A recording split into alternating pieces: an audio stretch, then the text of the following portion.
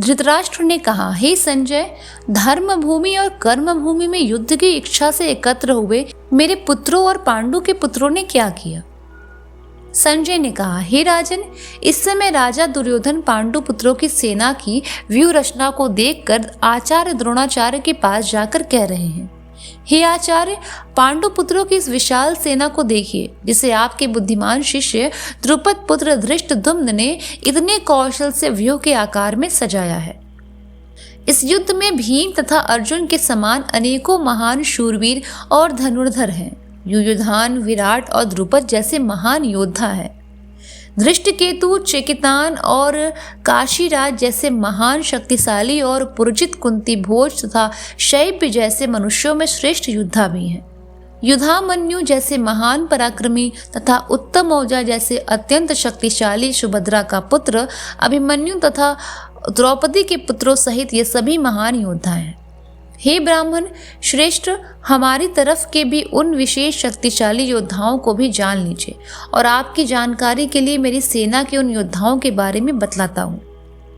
मेरी सेना में स्वयं आप द्रोणाचार्य, पितामह भीष्म, कर्ण, कृपाचार्य, अश्वत्थामा, विकर्ण और सोमदत्त का पुत्र भूरिश्रवा जैसे योद्धा हैं, जो सदैव युद्ध में विजयी रहे हैं। ऐसे अन्य अनेक शूरवीर भी हैं जो मेरे लिए अपने जीवन का बलिदान देने के लिए अनेक प्रकार के अस्त्र शस्त्रों से सुसज्जित हैं और यह सभी युद्ध विद्या में निपुण हैं। इस प्रकार भीष्म पितामह द्वारा अच्छी प्रकार से संरक्षित हमारी सेना की शक्ति असीमित है, किंतु भीम द्वारा अच्छी प्रकार से संरक्षित होकर भी पांडवों की सेना की शक्ति सीमित है।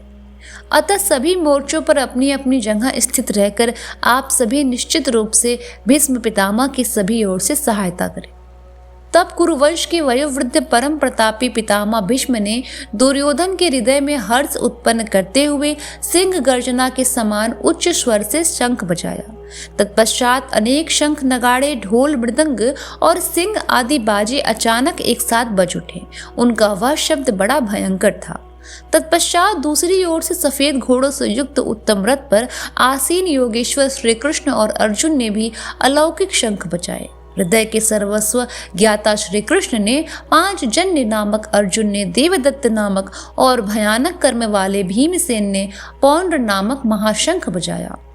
हे राजन, कुंतीपुत्र राजा युधिष्ठिर ने अनंत विजय नामक और नकुल तथा सहदेव ने सुघोष और मणिपुष्पक नामक शंख बजाए।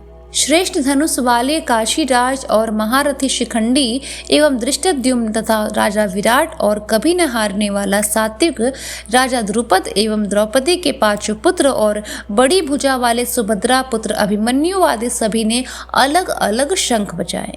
उस भयंकर ध्वनि ने आकाश और पृथ्वी को गुंजायमान करते हुए धृतराष्ट्र के पुत्रों के हृदय में शोक उत्पन्न कर दिया। हे राजन, इसके बाद हनुमान से अंकित पताका लगे रथ पर आसीन पांडुपुत्र अर्जुन ने धनुष उठाकर तीर चलाने की तैयारी के समय धृतराष्ट्र के पुत्रों को देखकर हृदय के सर्वस्व ज्ञाता श्री कृष्ण से प्रार्थना करते हुए कहा कि हे अच्युत, कृपा करके मेरे रथ को दोनों सेनाओं के बीच में खड़ा करें, जिससे मैं युद्ध भूमि में उपस्थित युद्ध की इच्छा रखने वालों को देख सकूं कि इस युद्ध में मुझे किन किन के साथ युद्ध करना है।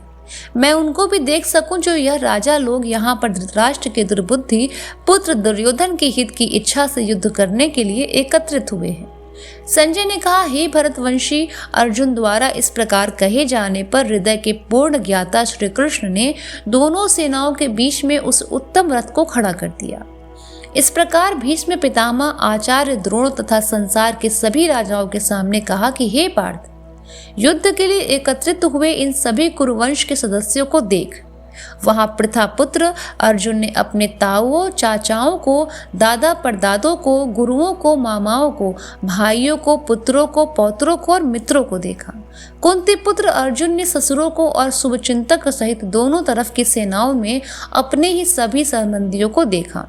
तब करुणा से अभिभूत होकर शोक करते हुए अर्जुन ने कहा कि हे कृष्ण, युद्ध की इच्छा वाले इन सभी मित्रों तथा संबंधियों को उपस्थित देखकर मेरे शरीर के सभी अंग कांप रहे हैं और मुख सूखा जा रहा है और मेरे शरीर के कंपन से रोमांच उत्पन्न हो रहा है।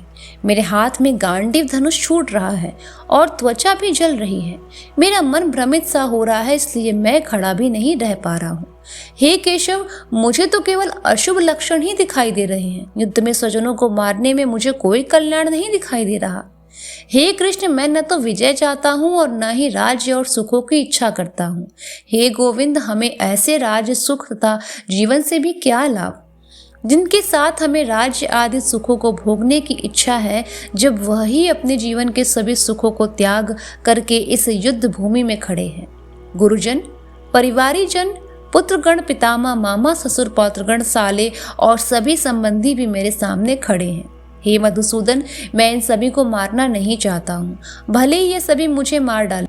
तीनों लोकों के राज्य के लिए भी मैं इन सभी को मारना नहीं चाहता, फिर पृथ्वी के लिए तो कहना ही क्या। हे जनार्दन, धृतराष्ट्र के पुत्रों को मारकर हमें कौन सी प्रसन्नता मिलेगी, बल्कि इन आताताइयों को मारकर तो हमें पाप ही लगेगा। हे माधव, अतः मुझे धृतराष्ट्र के पुत्रों को उनके मित्रों और संबंधियों सहित मारना उचित नहीं लगता, क्योंकि अपने ही कुटुंबियों को मारकर हम सुखी कैसे रह सकते हैं।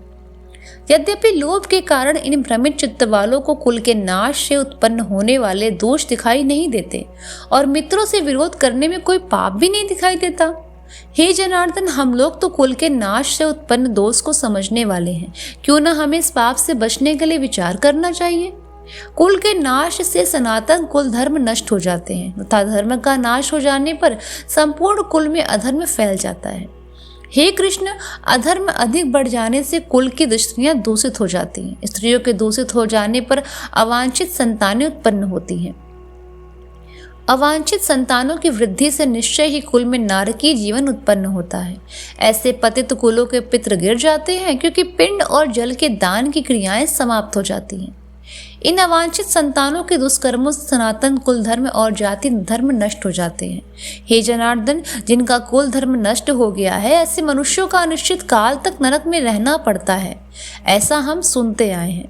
ओह, कितने आश्चर्य की बात है कि हम लोग बुद्धिमान होकर भी महान पाप करने को तैयार हो गए हैं, जो राज्य और सुख के भोग के लिए अपने प्रियजनों को मारने के लिए आतुर हो गए। यदि मुझ अस्त्र शस्त्र रहित विरोध न करने वाले को धृतराष्ट्र के पुत्र हाथ में शस्त्र लेकर युद्ध में मार डाले, तो इस प्रकार भी मरना मेरे लिए अधिक श्रेयस्कर होगा। संजय ने कहा, इस प्रकार शोक से संतप्त हुआ मन वाला अर्जुन युद्ध भूमि में यह कहकर बाणों सहित धनुष को त्याग कर रथ के पिछले भाग में बैठ गया। इस प्रकार उपनिषद, ब्रह्मा विद्या तथा योग शास्त्र रूप श्रीमद् भगवद गीता के श्री कृष्ण अर्जुन संवाद में धर्म कर्म युद्ध योग नाम का पहला अध्याय संपूर्ण हुआ। अगर आपको ये वीडियो पसंद आया हो तो प्लीज़ इसको शेयर ज़रूर कीजिएगा और बने रहिएगा एस्ट्रो वैष्णवी पर इसके आगे के अध्याय सुनने के लिए। जय माता दी।